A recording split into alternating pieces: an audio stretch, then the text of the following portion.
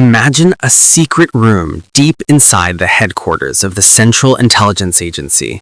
Files labeled Destroyed 1973. Agents whispering about mind control, experiments that used sex, drugs, and surveillance, and then almost completely vanished from the public record. This is not science fiction. It is the haunting aftermath of Operation Midnight Climax and its parent project, Project MK Ultra. In this final chapter, we follow the fallout, the cover-up, the congressional hearings, the victims who remained invisible, and the enduring legacy of a program that the CIA hoped would be forgotten, but never quite was.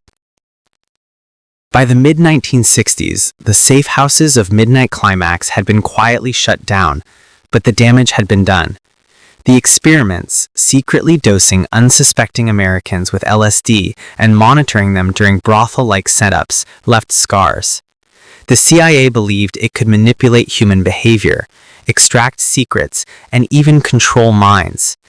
But when key internal audits revealed surreptitious administration to non-consenting, non-voluntary human subjects, alarm bells began to ring. Inside the agency correspondence, there were memos about risk. The knowledge that the agency is engaging in unethical and illicit activities would have serious repercussions. The Cold War justification, brain warfare against the Soviets, was still used publicly, but privately, the CIA was preparing for one of its biggest internal reckonings. In 1973, under the direction of Richard Helms, the CIA ordered most of the project's files destroyed. The official explanation, the experiments on non-consenting subjects would be indefensible if revealed. Documents show that MK Ultra encompassed more than 130 research programs across prisons, universities, and hospitals. But because some budgetary records remained and some institutions were inadvertently left outside the destruction order, investigators later found surviving fragments. This patchwork of evidence would become the basis for the public investigation. It wasn't until 1975 that the truth began to break into the public sphere. The Senate Select Committee on Intelligence and the Rockefeller Commission held hearings, enabled by whistleblowers and surviving documents. In August 3, 1977, CIA Director Stansfield Turner testified that he was horrified by the secret drugging of citizens.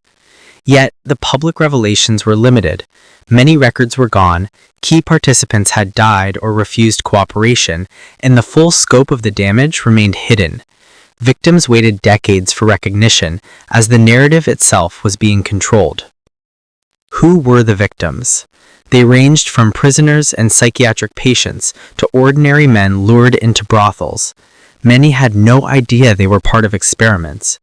One of the most tragic cases was Frank Olson, an army scientist who drank a spiked cocktail, allegedly, in 1953, developed paranoia, and shortly thereafter died from a fall from a hotel window.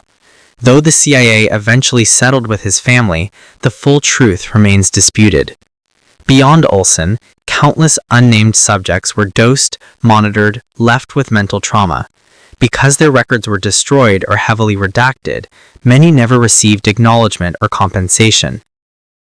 Even though MK Ultra officially ended in the early 1970s, its legacy lives on. The idea of behavioral modification, surveillance, psychological manipulation, even truth serums for interrogation, all carried forward in different forms. Research collections revealed that the CIA and other agencies were interested in mind control long after MK Ultra's closure. Culturally, MK Ultra seeped into the public imagination.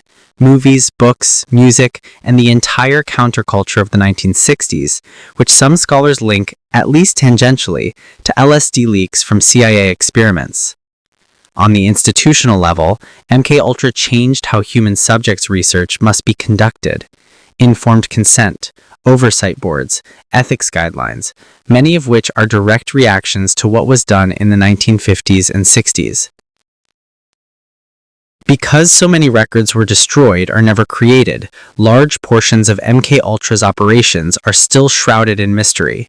We don't know the full list of subjects, institutions, or long-term health effects. Scholars continue to uncover new, declassified documents, for example, over 1,200 recently published. One question remains. Did the CIA ever fully abandon the mind control research? Some former insiders believe the official end of MKUltra may have been a cover story. The practices of surveillance, covert drugging, behavioral manipulation, even truth serums for interrogation, all carried forward in different forms. What does this history mean for us today? First, it's a reminder that ethical boundaries can be broken when secrecy and fear dominate. The Cold War urgency allowed intelligence agencies to rationalize extreme experiments. Second, transparency matters. With our oversight, agencies can act outside legal and moral constraints. The fact that someone in the CIA memo warned about the repercussions of being exposed is telling. Third, the technology of mind influence has advanced enormously. Brain-computer interfaces, neuromodulation, digital manipulation. History shows us what happens when human autonomy is treated as expendable. Finally, remembering matters. The hidden victims of MKUltra deserve acknowledgement, and the public must remain vigilant against abuses of power. Thank you for watching this episode of Hidden U.S. History. We've walked through the final fallout of Project MKUltra and Operation Midnight Climax, the cover-ups, the hearings, the victims, and the legacy. If you found this story gripping, please give this video a thumbs up, leave a comment sharing which part shocked you the most, and hit subscribe to stay tuned for our next deep dive into America's hidden past. Stay aware of what's in the shadows, because sometimes history is far stranger than the fiction. Hidden U.S. History, uncovering the truth beneath the shadows.